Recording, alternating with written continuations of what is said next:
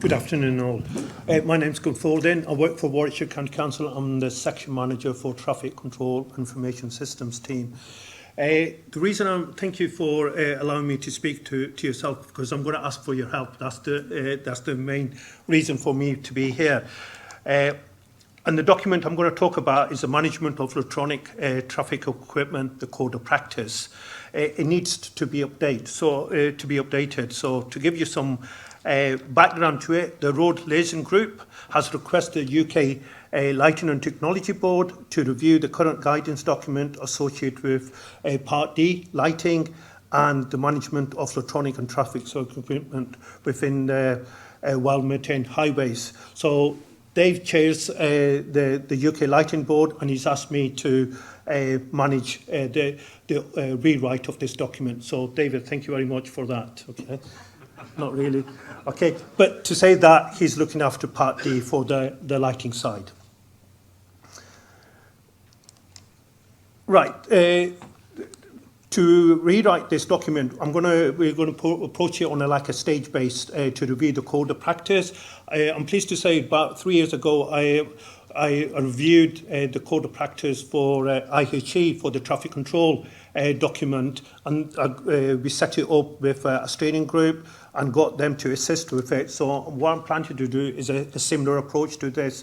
So it'll be a stage approach looking at the document. So stage one is to undertake a comprehensive review of each of the sections within the document, within the code of practice, and review those. There are actually 5 sections, not a lot, but the document's actually 144 pages.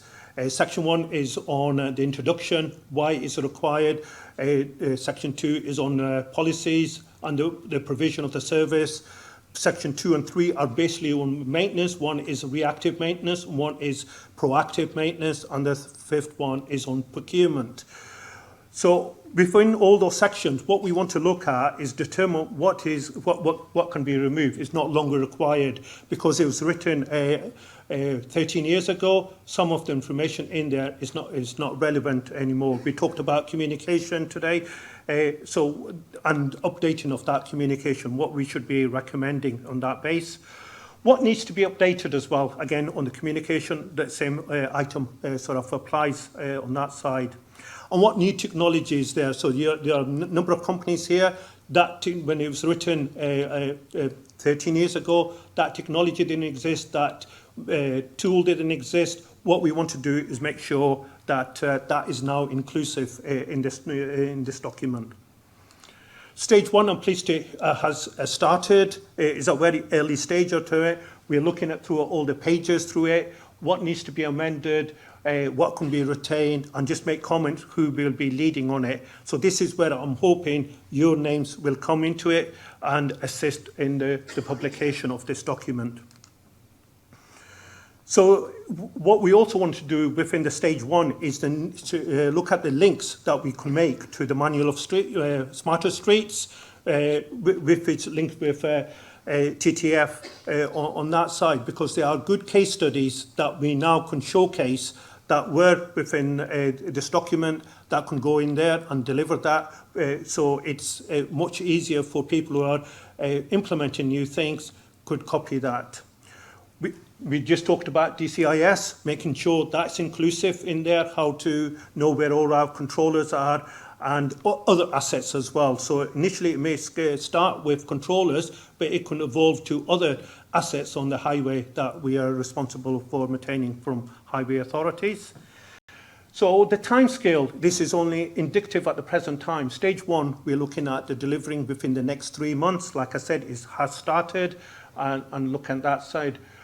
Stage 2, we're looking at within the next the period is 3 to 6 months, is reviewing the document, and looking at stage 4 is then the publication in another 2 to 3 months. That's the timescale of delivering that.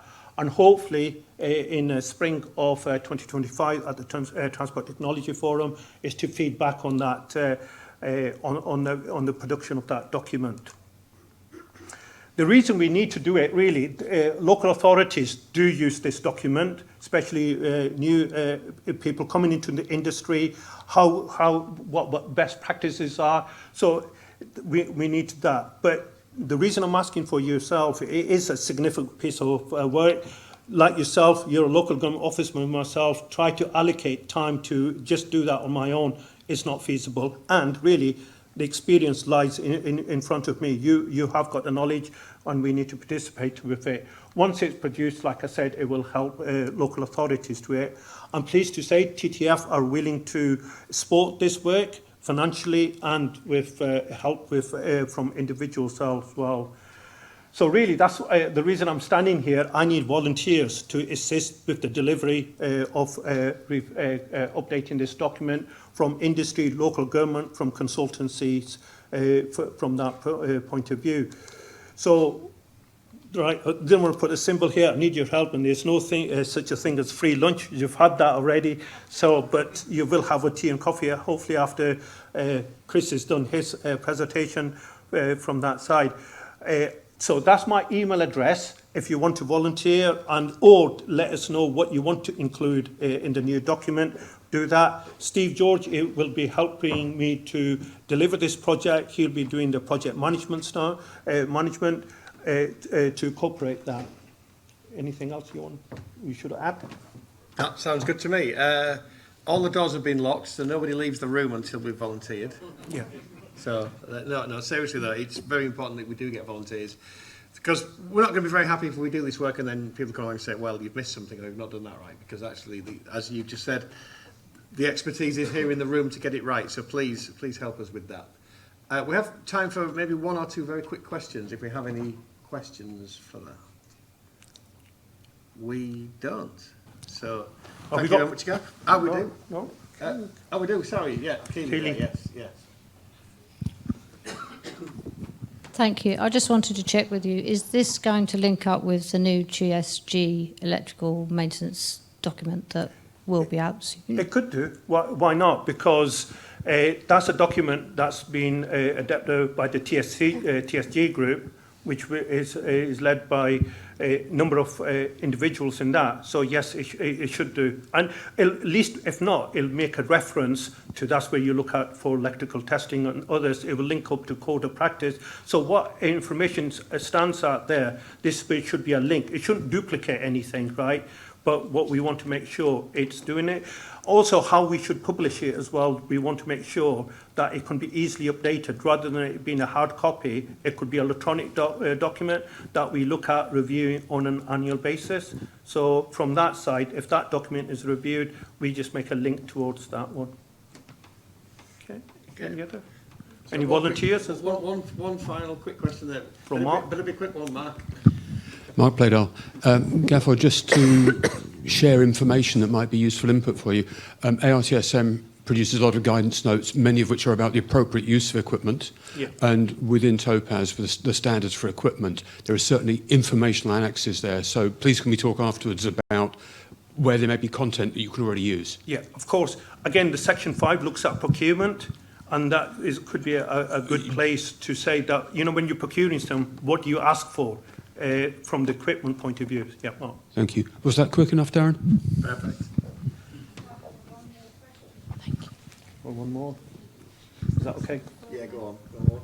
Better be a quick one there. Sorry, Gaff, I just wanted to know, is that going to include temporary equipment as well? Temporary traffic signals.